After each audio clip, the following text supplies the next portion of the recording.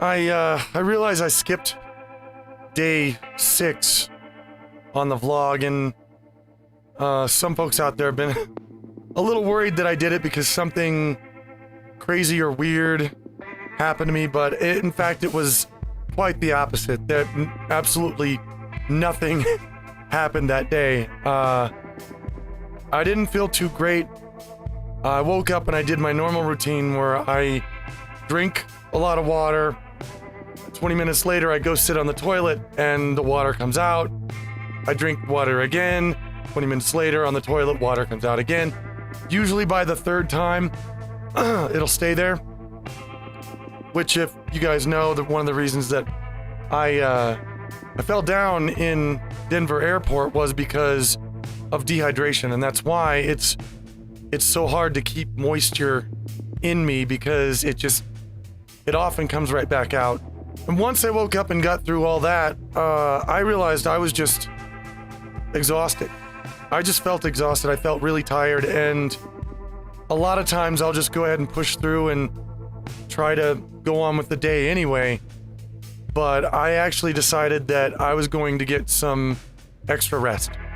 So I basically just went back to bed and slept for a bit more. That evening was a bit more productive.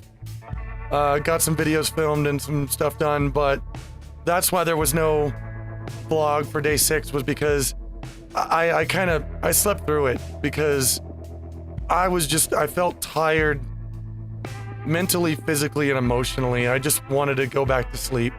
So I did. Still sticking with the program. Haven't slipped off that yet. We're still on the road to reducing to day 16. Tomorrow I'll be 15. I have had, I think, a couple of times where I slipped up, and just because I was watching a movie or making a video and just went into autopilot and just picked up the bottle and just took a slug out of the bottle, but instead of measuring it in the shot glass. But once I realized I'd done that, I actually counted it as a shot. So that kind of slippage a little bit, but I've been staying on track. It is just after 1 p.m. in the afternoon, and this is my first shot of the day.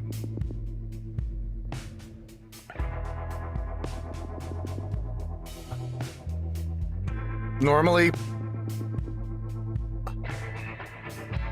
I would have been through maybe 8 or 9 shots by now. But not today. Someone asked me what I would say to an alcoholic. I listed a bunch of things that you shouldn't say. So somebody said, okay, what should you say? So I'm going to say it. If there are any alcoholics out there that are listening to me and watching me quit, first thing is, I'm not going to call you an alcoholic. I'm not going to call anyone an alcoholic, because in general, 99% of the time, an alcoholic knows when they're an alcoholic. They don't need to be told that. They usually know it. And the second thing is, I'm not going to tell you to quit drinking, because it might not be the right thing for you at this time. You know if it is or not, somewhere in the back of your mind. And thinking about that is what I would suggest you do. I would suggest you think about how much you drink. Think about how it affects your life. Think about the things that you're not able to do anymore that you used to be able to do when you were sober. Because I guarantee you there's a lot of them. I can already list half a dozen. Think about those things. Think about how it may be affecting the lives of people who care about you and the people around you. And just think about it. Just think about that. Sometimes. Spend a little bit of time every day just thinking about it. And then talk about it. Start talking about it. You don't have to quit. I'm not saying to quit. Just think about it and talk about it. And once you started talking about it, and you're getting ideas from other people, and you're getting your own ideas, then you decide what to do. Because it's not gonna... The worst thing you can do is ignore it, is ignore those thoughts. I mean, if you are an alcoholic, my message to you is not, well, just quit. My message to you is don't ignore it. Think about it. At least keep it in your head. You know, don't let that question slip by. Well, am I an alcoholic? Nah. Just, you have to think about it. You have to keep it in your mind. If you are an alcoholic, realize it, think about it, and understand it. And that's all I would ask for an alcoholic to do, is just think about it.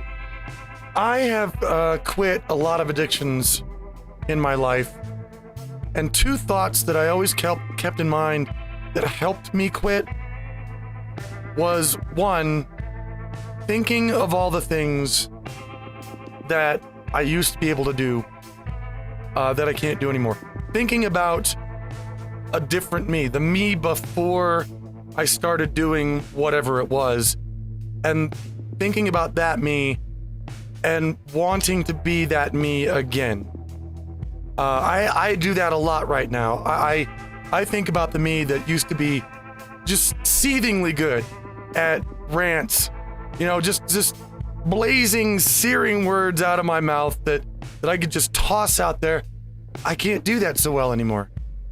But I used to be able to before alcohol, and I want to be able to do that again. I want to see what my performance is like in video game videos when I'm sober, when I haven't had any booze for a long time. I want to go back to the me that I was before I was an alcoholic. And that is one thought that keeps me going. Another one that keeps me going, and this one got me through smoking really, really nicely, and it's helping here too. Every time I take a shot, or every time I'd start to light a cigarette, I would think in my mind, okay, when I light this cigarette, I know exactly how it's going to feel. I can imagine how it's going to feel. I know precisely what it's going to do to me and how I'm going to react to it after I've done it. I know. I've done it a million times. It's nothing new. Let's go for something new. Let's go for a new sensation. And as I was going day by day, quitting smoking, I would have cravings for smoking. And I would think to myself, okay, I really want a cigarette. But if I smoke that cigarette, I know exactly how it's going to feel. This is new. This is a new sensation. Sometimes it wasn't always good, but let's continue with the new. Let's check out what this new thing is. I've done that last thing for 22 years. I did smoke for 22 years. I know exactly what it's like. It's not a mystery anymore. It's not new. Let's go in a new direction with how we feel about things. And that also really helped. It helped me quit. I'm still on track. 16 shots today max. I think I'm going to be successful at it. It's past noon, and I just took my very first shot of the day, which means I waited quite a while to do it, and I'm feeling okay. Tomorrow we continue on. 15 shots. I'm going to try to get more footage of me just doing things because I don't want to bore you guys with these. I want them to be educational, but I also want them to be interesting to watch. And so I have to think about some things around the house that I need to do, or maybe friends that I want to go out and see, and get some, you know, out of the studio footage for you guys to watch, just to kind of show you my normal daily drinking habits and what they're doing and what they're amounting to, and the effects of them cutting down. Right now, I can't tell if there are any effects. My hip is hurt for the last 2 days, but I don't think that's alcohol. I think it might be a little bit of gout that got into my hip, but honestly, I think I just slept on it wrong one night and now it hurts. So I'm not gonna blame that on the alcohol. But we're continuing on. Everything is good so far. No bad effects from quitting.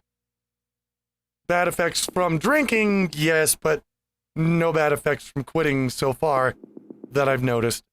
And I'll see you again soon.